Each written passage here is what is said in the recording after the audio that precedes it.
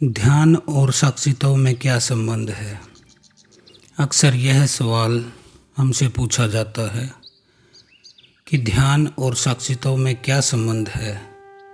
तो इसका उत्तर इस प्रकार है। मनुष्य के जीवन को हम 4 हिस्सों में बांट सकते हैं। पहली परिधि तो कर्म की है। करने का जगत है सबसे बाहर। थोड़े भीतर चले तो विचार का जगत है, और उससे भी थोड़ा भीतर चले तो भाव का जगत है, भक्ति का, प्रेम का। और थोड़ा और भीतर चले, केंद्र पर पहुँचे तो साक्षी का। साक्षी हमारा स्वभाव है, क्योंकि हम उससे पार जाने की कोई उपाय नहीं है। कभी कोई नहीं गया, कभी कोई जा नहीं सकता। साक्षी का साक्षी होना असंभव है। साक्षी तो बस साक्षी है, उससे पीछे नहीं हटा जा सकता। आप उससे पीछे हट ही नहीं सकते हैं। वहाँ हमारी बुनियाद, हमारी हद, हमारी सीमा आ जाती है। साक्षी की बुनियाद पर हमारा भवन खड़ा है, भाव का, विचार का, कर्म का। इसलिए तो दुनिया में 3 योग हैं, कर्म योग, ज्ञान योग और भक्ति योग। ये तीनों ही ध्यान की पद्धतियाँ हैं। उन तीनों से ही साक्षी पर पहुंचने की चेष्टा होती है। कर्म योग का अर्थ है कर्म प्लस ध्यान। कर्म और ध्यान का जोड़ कर्म योग है। सीधे कर्म से साक्षी पर जाने की चेष्टा है, वही कर्म योग है। तो ध्यान पद्धति हुई और साक्षी भाव लक्ष्य हुआ। पूछा गया है, ध्यान और साक्षित्व में क्या संबंध है? ध्यान तो मार्ग है, साक्षित्व मंजिल। ध्यान की परिपूर्णता है साक्षित्व, और साक्षी भाव का प्रारंभ है ध्यान। तो समझिए, जहाँ से हम शुरू करते हैं साक्षी की तरफ जाना, वह होता है ध्यान। शुरुआत ध्यान है, और उसकी पूर्णता मतलब जहाँ पहुँचते हैं मंजिल, वह साक्षित्व है। तो जो कर्म के ऊपर ध्यान को आरोपित करेगा, जो कर्म के जगत में ध्यान को जोड़ेगा, ध्यान प्लस कर्म, वह कर्म योगी है।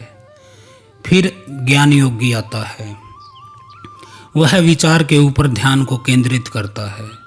वह विचार के जगत में ध्यान को जोड़ता है। वह ध्यान पूर्वक होकर विचार करने लगता है, एक नई प्रक्रिया जोड़ देता है। जो भी करेगा ध्यान पूर्वक करेगा।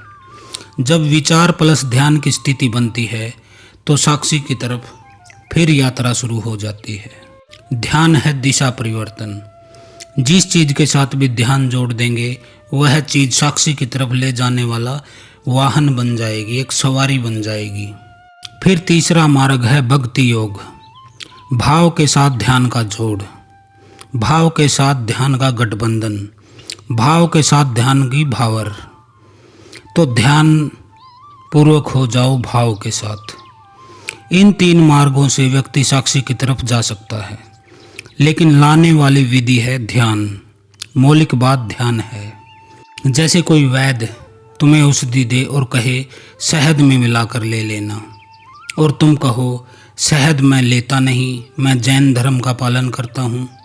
वैद्य कहे दूध से मिलाकर ले लेना, और तुम कहो दूध मैं ले नहीं सकता, क्योंकि दूध तो रकत का ही हिस्सा है। मैं क्वेकर ईसाई हूँ, दूध पी नहीं सकता, दूध तो मांसाहार है। फिर वैद्य कहता है कि पानी के साथ मिलाकर ले लेना, लेकिन औषधि एक ही है। चाहे उसे शहद, दूध या जल के साथ ले, कोई फर्क नहीं पड़ता। वह तो सिर्फ औषधि गटकने का उपाय है। गले से उतर जाए, औषधि अकेली नहीं उतरेगी। तो ध्यान है औषधि। 3 तरह के लोग हैं जगत में जो हमारे पास आते हैं। कुछ लोग हैं जो बिना कर्म किए नहीं जी सकते। उनके सारे जीवन का प्रवाह कर्मठता का है। खाली बैठाओ बैठ न सकेंगे, कुछ न कुछ करेंगे। ऊर्जा है, बहती हुई ऊर्जा, कुछ हर्ज नहीं।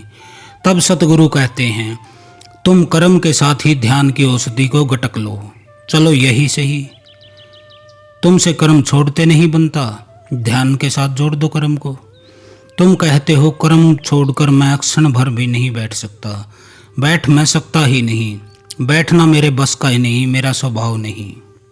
मनोवैज्ञानिक जिनको एस्ट्रोवर्ट कहते हैं, बहिर्मुखी, सदा सगलन है, कुछ न कुछ काम चाहिए, जब तक थक कर गिर न जाए, सो न जाए, तब तक कर्म को छोड़ना उन्हें संभव नहीं, कर्म उन्हें स्वाभाविक है।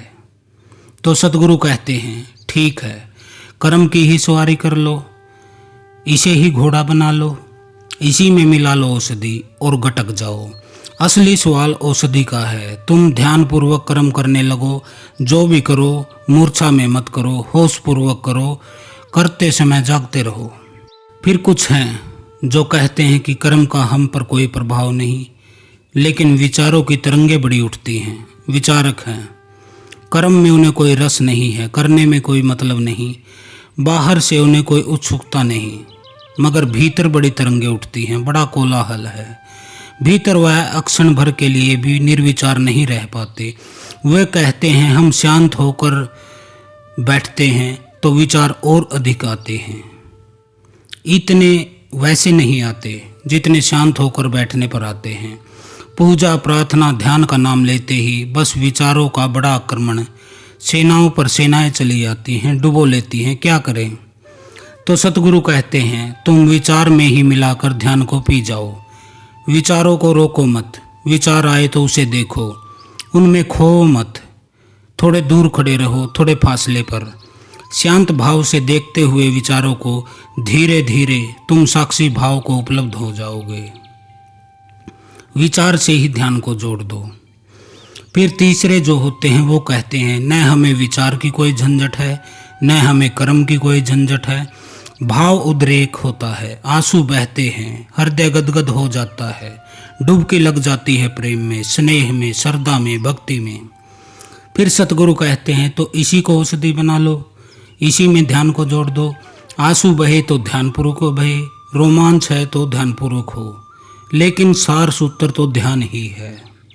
ये जो भक्ति, कर्म और ज्ञान के भेद हैं, ये औषधि के भेद नहीं हैं। औषधि तो एक ही है, यही तुम्हें समझना होगा।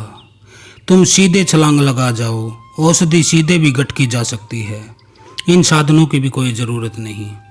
इसलिए साक्षी और ध्यान में कोई फर्क नहीं, लेकिन जहाँ तक और पद्धतियों का संबंध है, साक्षी और ध्यान में फर्क है। ध्यान है विधि, साक्षी है मंजिल। मार्ग और मंजिल एक ही है।